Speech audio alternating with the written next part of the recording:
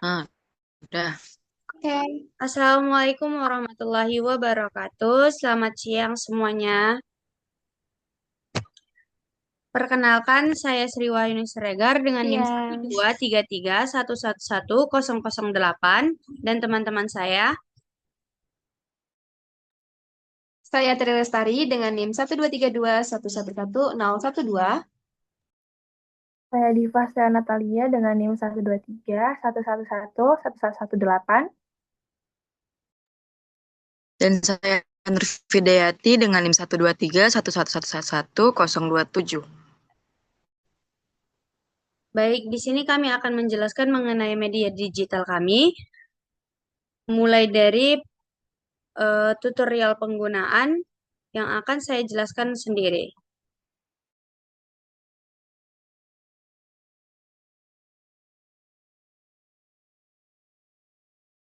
Baik, pertama-tama kita masuk ke halaman yang pertama.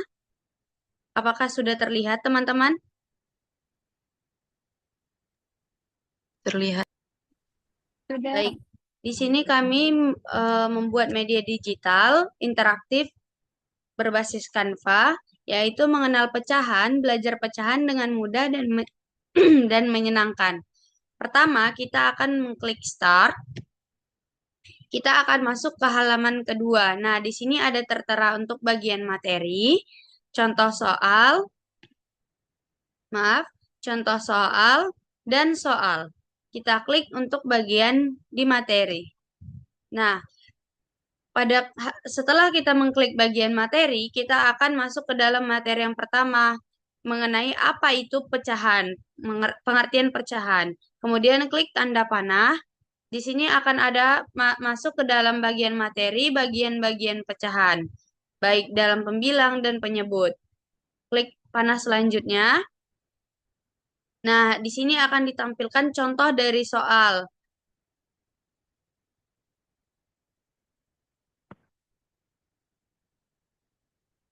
Nah, ini kita masuk ke materi yang selanjutnya mengenai pecahan dengan pembilangan satu. Kita klik untuk bagian klik panah ini untuk kita kembali ke materi sebelumnya apabila ada kesalahan. Nah, ini untuk panah selanjutnya. Di sini ada contoh soal penjumlahan pecahan.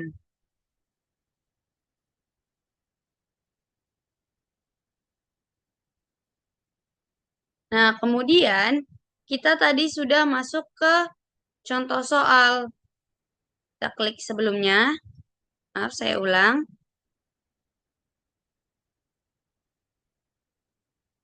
Kita kembali ke bagian menu utama. Bagian menu utama ini ada tertera contoh soal yang sudah saya tampilkan tadi. Kemudian ini ada di bagian soal. Nah, kita klik di bagian soal penjumlahan pecahan.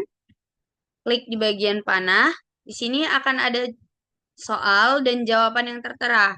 Kita buat contoh. Sinta membawa 1/3 keranjang apel dan Rara membawa 2/6 keranjang apel. Berapa total apel yang mereka bawa? Nah, kita akan melakukan pengerjaan dan di sini ada beberapa pilihan untuk tampilan A, B, C, dan D. Kita klik di bagian C.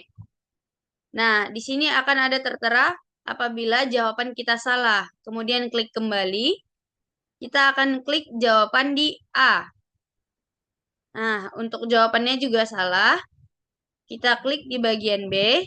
Nah, ini untuk jawaban yang benar. Dia akan ada tertera. Nah, setelah jawaban benar, kita akan klik tanda panah di sebelah kanan. Kita akan diarahkan ke soal yang selanjutnya. Begitu juga seperti pengerjaan yang tadi. Baik, kita akan kembali ke menu terakhir. Nah, di sini akan ada soal yang terakhir. Kita klik. Apabila ada jawaban yang salah, ini kita kembalikan. Kemudian di bagian B, kita coba di bagian C. Dan jawaban yang benar di bagian D. Nah, apabila sudah selesai, mulai dari soal penjumlahan dan pengurangan, kita klik di bagian rumah, ini akan kembali ke bagian menu utama. Sekian penjelasan mengenai deskripsi tutorial, saya kembalikan kepada teman-teman untuk menjelaskan kelebihan dan kekurangannya.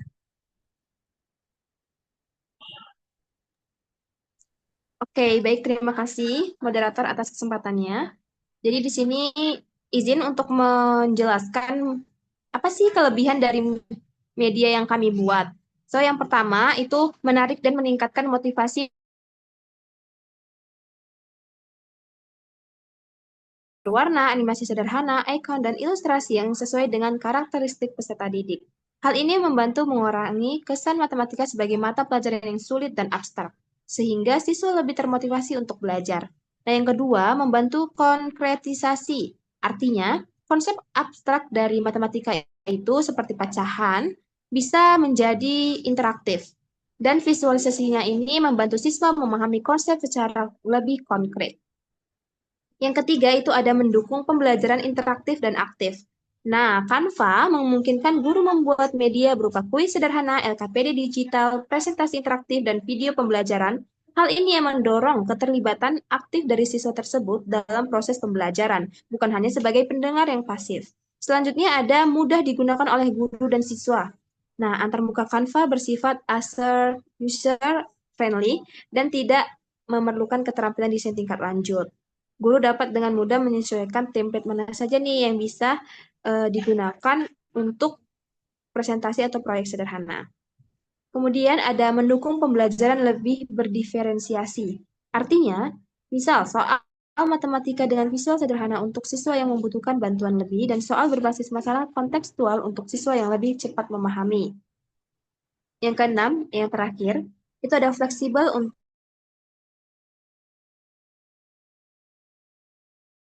pembelajaran tatap muka melalui LCD atau proyektor maupun pembelajaran daring sehingga mendukung pembelajaran matematika di berbagai situasi. Itu tadi sekian dari penjelasan kelebihan. Selanjutnya akan dijelaskan oleh teman saya mengenai kekurangan ataupun kelemahan dari media ini. Saya kembalikan.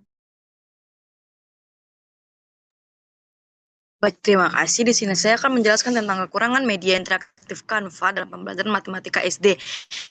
Yang mana tahu masih berusia dan tidak mungkin tidak memiliki kekurangannya. Yang pertama, ini ketergantungan pada teknologi internet.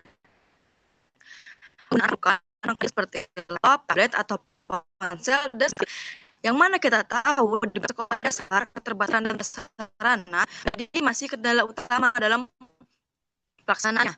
Dan yang kedua, risiko fokus berlebihan pada visual, bukan tampilan yang terlalu menarik dapat membuat siswa lebih fokus pada desain dibandingkan pemahaman konsep matematika. Kalau tidak dikontrol, tujuan pembelajaran bisa bergeser dari pemahaman konsep ke sekedar melihat tampilan saja. Canva. Ada beberapa materi yang membutuhkan proses berpikir matematis mendalam, seperti penalaran angka demi langkah atau pembuktian sederhana, tetapi memerlukan penjelasan langsung dari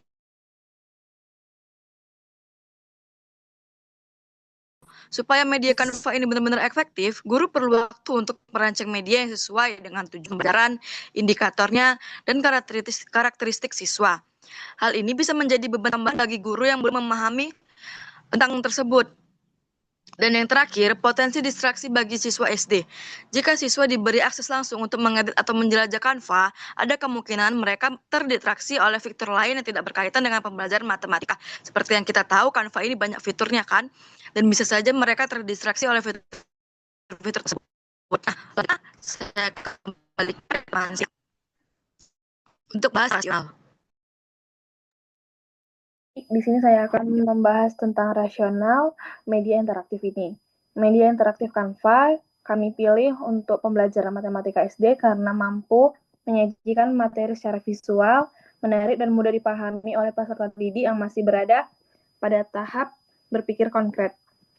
Penggunaan Canva membantu menghubungkan konsep matematika yang bersifat abstrak dengan representasi visual dan situasi kontekstual, sehingga mempermudah siswa dalam memahami materi. Dengan demikian, Canva berperan sebagai media pendukung yang efektif untuk meningkatkan pemahaman konsep, motivasi belajar.